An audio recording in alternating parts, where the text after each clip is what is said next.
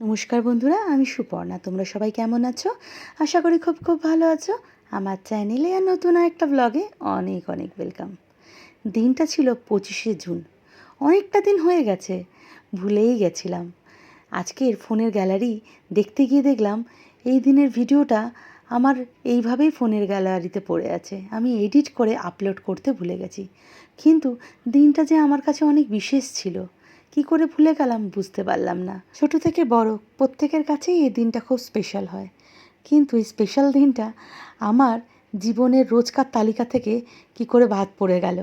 আসলে যখন শরীর মন কিছুই ভালো লাগে না, যখন দীর্ঘকাল একটা মানুষ একটা শারীরিক যন্ত্রণায় ভোগে, তার আর কিছুই ভালো লাগে না। তার আবার কিসের স্পেশাল ডে? গত বছর এই দিনটা পুরো বিছানায় কাটিয়েছি। কোনো মজা না, কোনো আনন্দ না, মন খারাপ করে বিছানার এক কোণে পড়ে কাটিয়েছি। এবছরও দিনটা সেভাবেই কাটলো। তোমরা হয়তো একটু আইডিয়া করতেই পেরেছ, সেদিন ছিল 25শে জুন, এই অধমের জন্মদিন। পূজাটা শেষ হতেই দরজায় টোকা। পাশের বাড়ির জেঠিমা এগুলো দিয়ে গেল হনুমানজির প্রসাদ। ওনার জামাই এটা বিহারের কোনো মন্দির থেকে এনেছেন। দিয়েছেন দুটো চকলেট, একটা পেন। এটা উৎসার জন্যে। উৎসা মাধ্যমিক পরীক্ষায় ভালো রেজাল্ট করেছিল বলে জেঠিমাকে একটু মিষ্টি পাঠিয়েছিলাম। তার জন্যে সেই আশীর্বাদ স্বরূপ মেয়ের জন্য এগুলো পাঠিয়েছেন। বর্তমানে যে প্রবলেমটা আমার শরীরে হচ্ছে সেটাই তোমাদের সাথে শেয়ার করছি। দেখো, দেখে কিছু বুঝতে পারছো ফটোটা? এটা আমার পেটের নাভির অংশটা। নাভিটা দেখো বেলুনের মতো বাইরে ঠেলে বেরিয়ে এসেছে। তাও এটা ভোরবেলার ফটো, মানে সকালবেলার ফটো। যত বেলা বাড়ে, আমি যত কাজবাজ করি, জিনিসটা আরও বেশি ফুলে উঠছে। অসহ্য পেন, তার সাথে না ওঠা বসা করতে পারি, না আমি ঘুমাতে পারি। একটা অস্থির পরিস্থিতির মধ্যে আছি। ডাক্তারকে পাঠাবার জন্য ফটোটা তোলা হয়েছিল। তো তোমাদের বারবার বলছি, যেহেতু আমার শরীর ভালো না, তোমরা তো বুঝতে পারছো না যে কী ব্যাপারে ভালো নেই। তার জন্যেই এটা আমি শেয়ার করলাম যে বর্তমানে আমি কী পরিস্থিতির মধ্যে দিয়ে আছি। এর জন্যে না আমার ওয়াইটিতে ঠিক টাইমে ভিডিও ছাড়তে পারছি, না আমি রেগুলার মেনটেন করতে পারছি। মনের মধ্যে একটা আলাদা টেনশন চলছে আমার আর আমার হাজব্যান্ডের মধ্যে। কারণ একেই তো আমি এন্ডোমেট্রিওসিসের ট্রিটমেন্ট নিয়ে ভেলোরে দৌড়াদৌড়ি করছি, আমাকে আবার যেতে হবে। তার মধ্যেই নতুন রোগের উপসর্গ, জানি না কী জন্যে এইটা হচ্ছে। আজ উৎসাহ স্কুল যায়নি। স্কুল না যাওয়ার কারণটা তোমরা সবাই শুনলে হাসবে। গতকাল ওর বাবাকে কনভিন্স করলো যে বাবা, মায়ের তো শরীর ভালো না, এছাড়া মায়ের জন্মদিন, আমি আজকে মায়ের সাথে সারাদিনটা কাটাবো, মায়ের সাথেই থাকবো, যাতে মায়ের মন খারাপ না হয়। আর আমি মায়ের জন্য আজকে রান্না করে দেবো। ম্যাডাম এইসব বলে তো ছুটি করে নিল। ছুটি করে নিয়ে আজকে 11টা অবধি ঘুমিয়েছে। অলরেডি ওর ঘুম থেকে ওঠার আগে আমার সমস্ত কাজ হয়ে গেছে, ঠাকুর দেওয়া হয়ে গেছে। এখন আমিও ব্রেকফাস্ট করিনি, উৎসাহ ব্রেকফাস্ট করেনি। আমি বললাম, কী রে, তুই তো বললি রান্না বান্না ঘরের কাজ সব করবি, তো রান্না বান্না কর। বলছে কী খাবে বলো? আলাম ডাল ভাতই কর। বলছে ভাত করা তো কোনো ব্যাপার না, হলে তুই কোনোদিন ভাত করেছিস? বলছে হাঁড়িতে চাল দিয়ে গ্যাসে বসিয়ে দিলেই তো ভাত হয়ে যাবে, ভাত করা কোনো ব্যাপার নাকি? ওর কথা শুনেও হাসি হচ্ছে। এইটুকু বলেছে যে আজকে রান্না করে দেবো। ইভেন এখনও বললো, তুমি কি খেতে চাও বলো, আমি রান্না করে দিচ্ছি, তুমি বলে বলে দাও। এটাই আমার বড় পাওনা। আর মানে ওর হাতে রান্না খাওয়ার আর দরকার নেই। এইটুকু শুনেই আমি শান্তি পেয়েছি।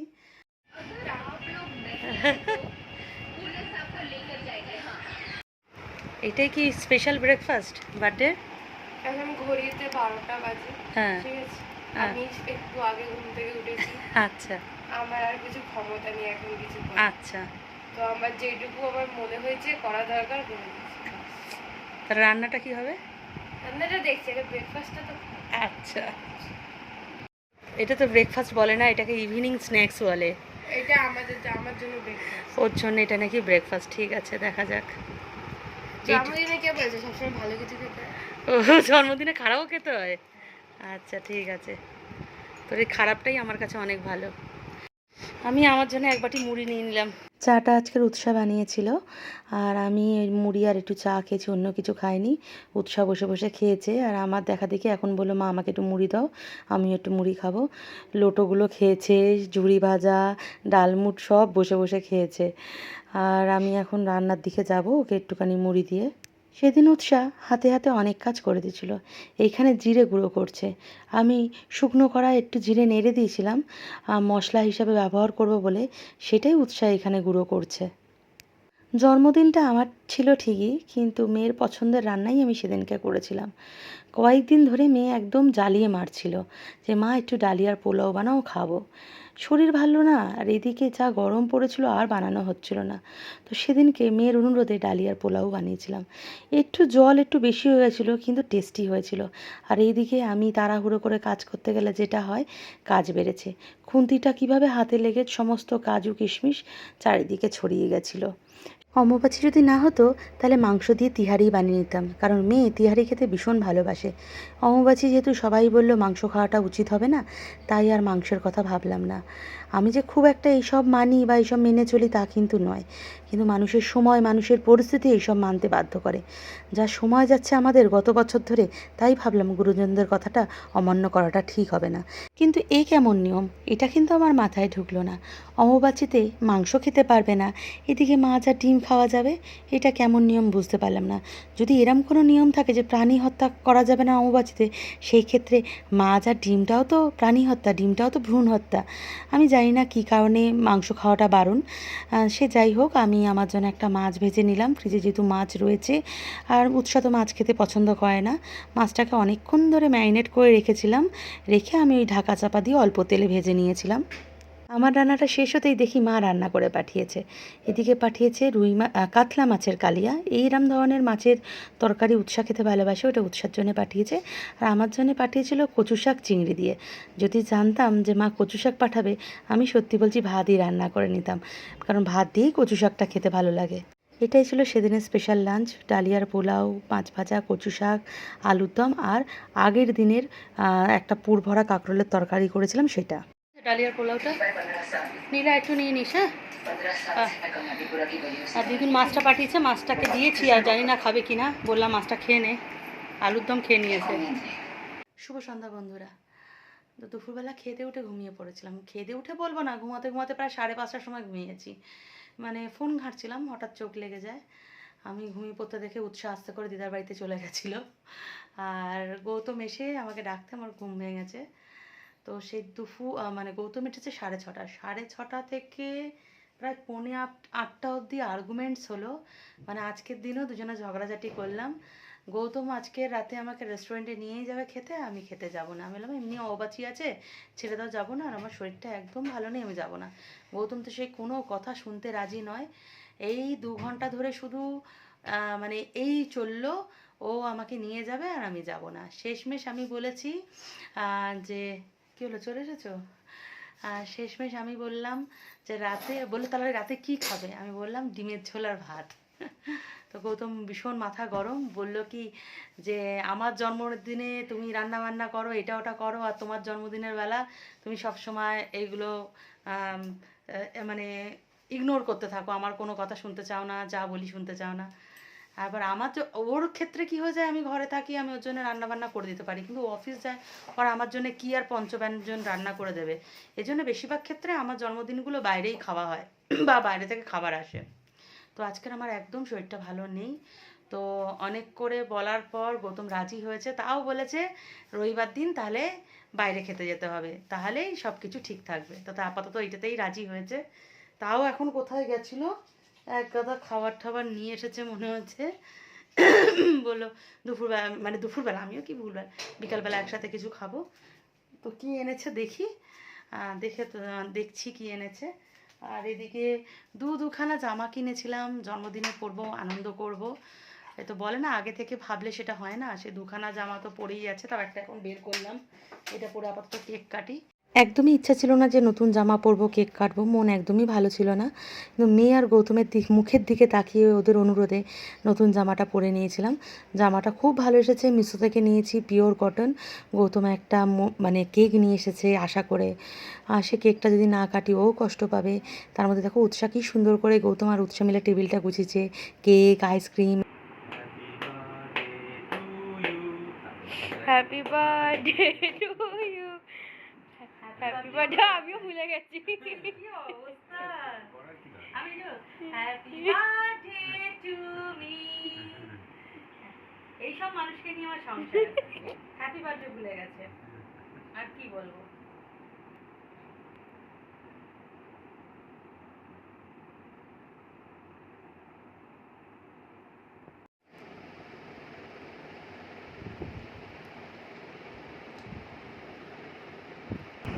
অনেক নাটক ঠাটক করে তো কেক কাটিংয়ের পর্ব শেষ হয়েছে।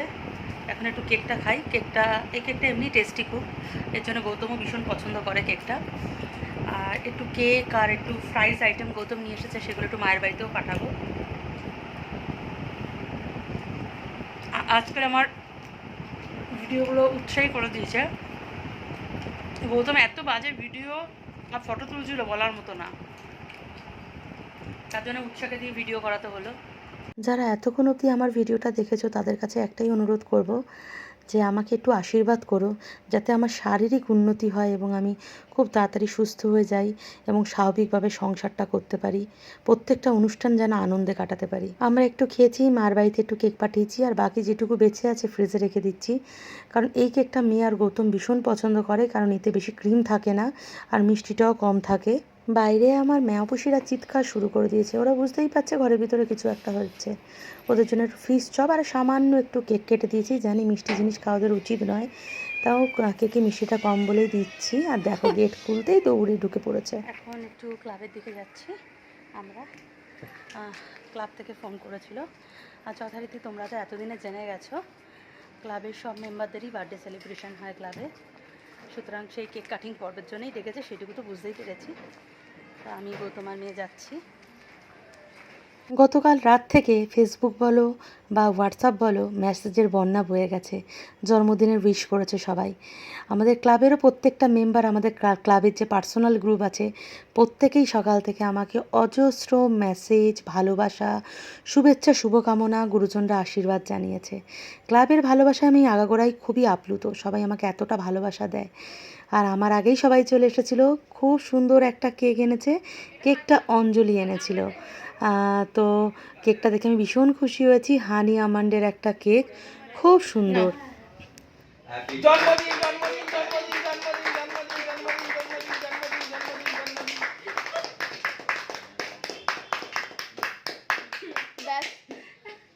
হয়ে গেছে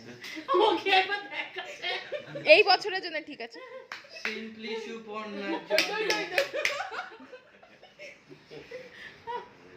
পঞ্চায়েতে বানা রাক্ষস পাল্লাচ্চা বিনাদ বিনাদ ভইয়া বহনিয়া একটু গালে লাগিতে না লাগাবি না লাগালে ওটার জন্য আমরা আছি। লাগিয়ে তুই আনন্দ করে কেক কাটার পর অঞ্জলি আর মিহা মিলে কেক সবাইকে ডিস্ট্রিবিউট করে দিয়েছিল।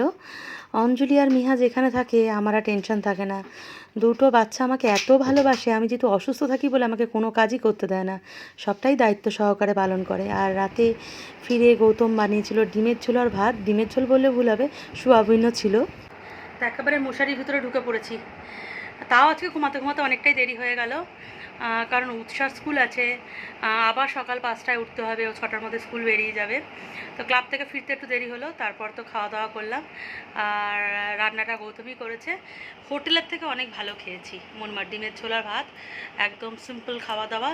আর আজকের একদম যেতে বললাম শরীরটাও ভালো লাগছিল না, আর যা গরম, আমার মানে ইচ্ছাই করছিল না কোনো রেস্টুরেন্টে যাই। এর জন্য তো উৎসাহ একটু কষ্ট পেয়েছে, কারণ উৎসার একটা আশা ছিল যে আজকে একটু বাইরে খাওয়া দাওয়া করবো। গৌতমও বারবার বলেছে কেন মিথ্যে কথা বলবো, কেক ঠেক খেয়ে আমার পেট ভরে গেছিলো। তাও তো আইসক্রিম এনেছে, ফার্স্ট টাইম আমি আইসক্রিম খাচ্ছি না, একটা বড় বার এনেছে আমার জন্য গৌতম, যেহেতু আমি কোনো জায়গায় খেতে যাইনি বলে। আজকে আইসক্রিম ছুঁয়েও দেখলাম না, একদমই ভালো নেই। হ্যাঁ কেন করে যাবে, ফ্রিজও আছে, চলছে তো, ফ্রিজটা বাড়িয়ে দাও। ঘাম হচ্ছে, এই এসি চলছে তাও ঘাম হচ্ছে। গৌতমের এখন মনে হচ্ছে আইসক্রিম গলে যাবে কিনা, আমি খেয়েও দেখিনি, কিন্তু বললাম শরীরটা ভালো নেই, শরীর ভালো না থাকলে, মন ভালো না থাকলে সত্যি কিছু ভালো লাগে না।